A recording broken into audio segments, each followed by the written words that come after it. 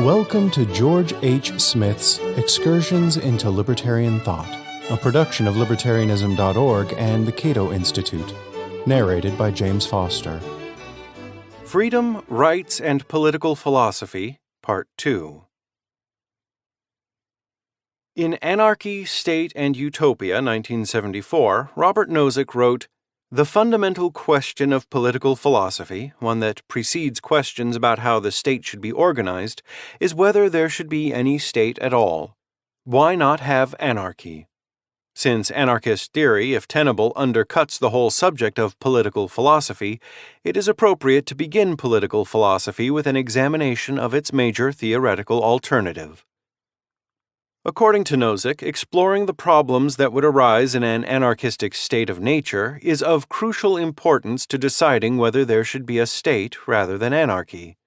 Nozick's use of a hypothetical state of nature might seem to place him in the Lockean tradition generally conceived, but there is a significant difference. No political philosopher during the 17th century, and for most of the 18th, questioned whether there should be any state at all. Rather, the need for government was taken for granted and used as a premise by all sides in political debates, defenders of absolutism and individualism alike. If one's political theory was unable to sustain this premise, if it failed to provide a credible justification for government, then it was the theory itself, not government, that was condemned and rejected. In other words, if a philosopher began with a state of nature, he had the burden to explain why reasonable people would ever leave that anarchistic condition voluntarily and agree to submit to a government. This is what John Locke attempted to do in his second treatise of government. According to Locke, all men are by nature equal. The state of nature, that state all men are naturally in, is not only a state of perfect freedom, but a state also of equality wherein all the power and jurisdiction is reciprocal, no one having more than another. The most fundamental among these equal rights is the right to freedom of every individual to his own person, which no other man has power over, but the free disposal of it lies in himself. The import of Locke's notion of equal rights may be described as political reductionism. This is the doctrine that all rights and powers claimed by government must ultimately be reducible to the equal rights and legitimate powers of individuals as they would exist in a state of nature without government. Natural rights can be transferred, delegated, or alienated only through consent, according to Locke. Therefore, no person can lay claim to a natural right of sovereignty, legitimate political power, which supposedly entitles him to rule others without their consent. Nor, contrary to Samuel Pufendorf and some other natural law philosophers, are there special rights, most notably the right to punish, that emerge and can exist only under government. Hence the significance of Locke's argument that even the right to punish would be possessed by individuals in a state of nature. Beginning with the premise that there exists no natural dominion in a state of nature, Locke attempted to explain the origin of political obligation.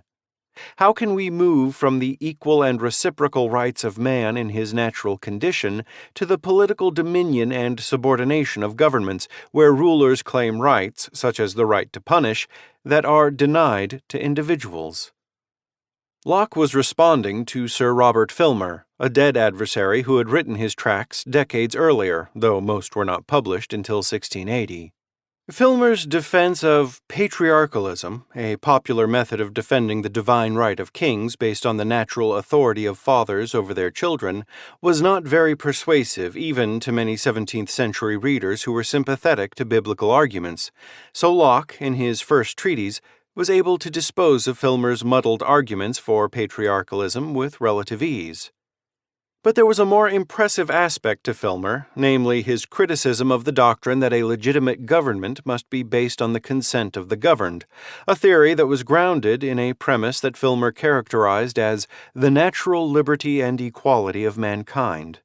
Although this nascent libertarian doctrine had roots in ancient Greek and Roman philosophy, especially Stoicism, and had survived in the writings of various Catholic philosophers, Its explosive potential was not fully realized until after the Reformation, when both Catholics and Protestants searched for a rationale to strip heretical or tyrannical princes of their legitimacy and thereby justify the rights of resistance and revolution. This is the primary critical task that Filmer undertook in Patriarcha and other tracts. He articulated arguments against a consent theory of government, especially against social contract theory, which is the traditional form in which consent theory has manifested itself, that would later be repeated by a host of more famous philosophers, such as David Hume, Edmund Burke, and Jeremy Bentham. According to Filmer, the supposed natural equality and freedom of mankind is a desperate assertion whereby kings are made subject to the censures and deprivations of their subjects. If this first erroneous principle is refuted and exposed for the sham it is, the whole fabric of this vast engine of popular sedition would drop down of itself. Filmer's reference to popular sedition is highly significant. Prior to Filmer, some philosophers, both Catholic and Protestant, had used some version of social contract theory to justify the rights of resistance and revolution. This is what so alarmed the absolutist critics of political individualism, who resolutely denied those rights.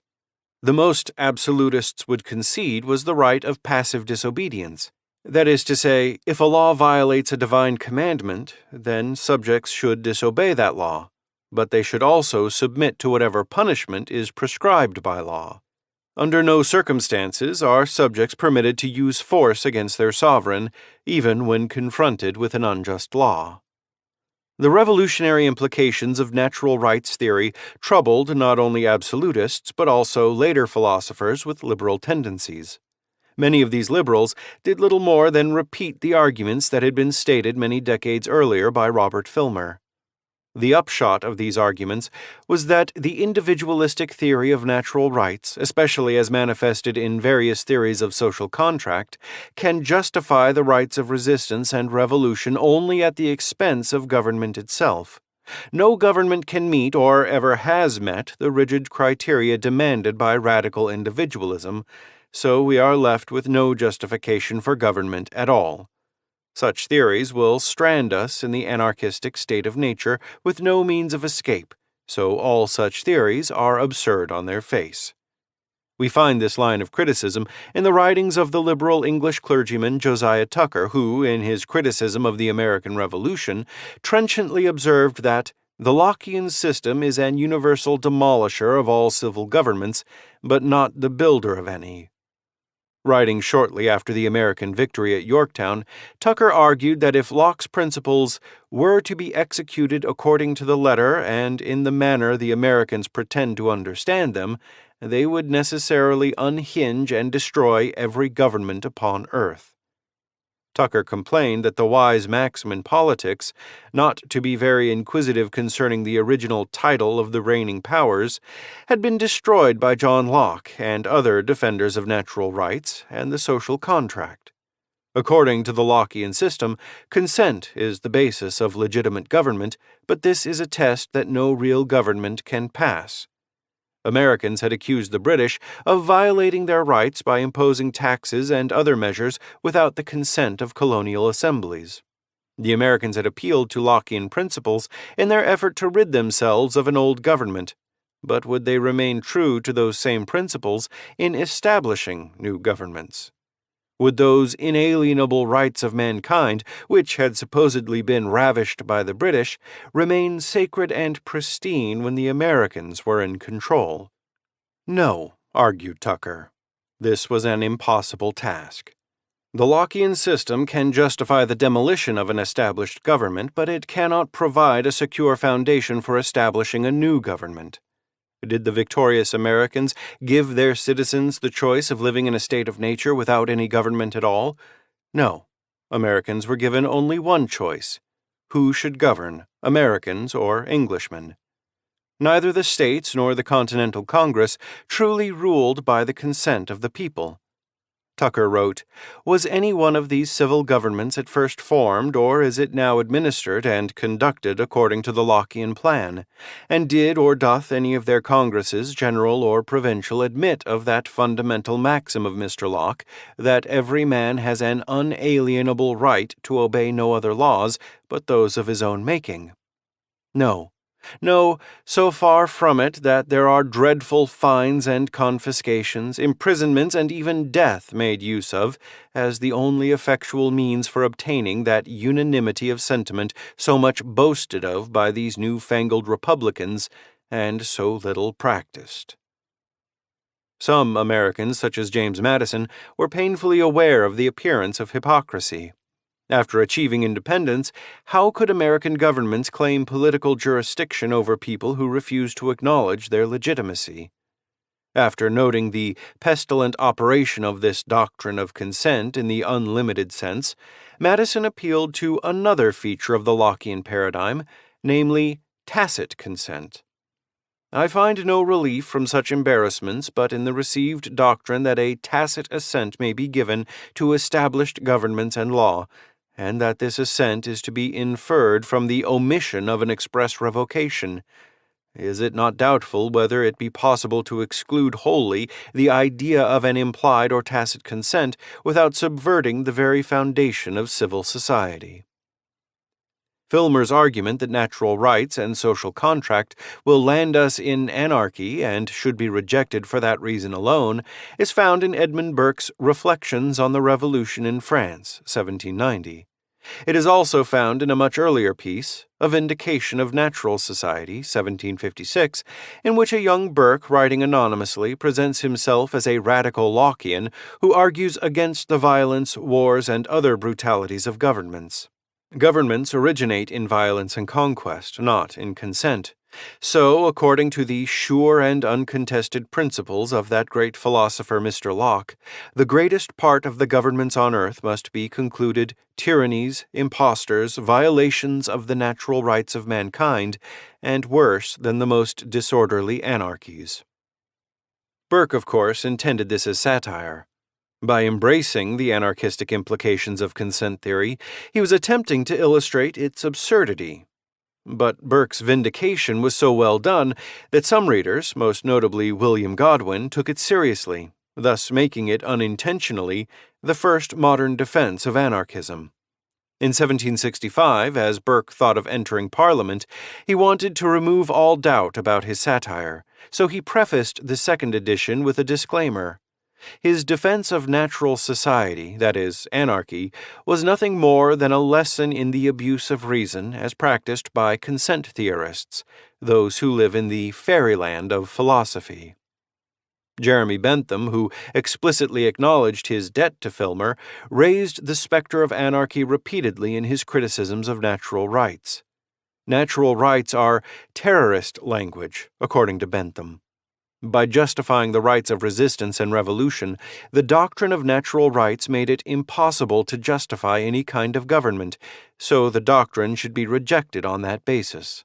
Natural rights are nothing more than anarchical fallacies. Bentham illustrated his point in a colorful passage. Suppose we agree that individuals have the right to resist laws they regard as unjust. Here is how Bentham portrayed the anarchical consequences of this doctrine. Whenever you are about to be oppressed, you have a right to resist oppression. Whenever you conceive yourself to be oppressed, conceive yourself to have a right to make resistance and act accordingly. In proportion as a law of any kind, any act of power, supreme or subordinate, legislative, administrative, or judicial, is unpleasant to a man, especially if, in consideration of such its unpleasantness, his opinion is that such act of power ought not to have been exercised, he, of course, looks upon it as oppression. As often as anything of this sort happens to a man, as often as anything happens to a man to inflame his passions, this article, for fear his passions should not be sufficiently inflamed of themselves, sets itself to work to blow the flame and urges him to resistance.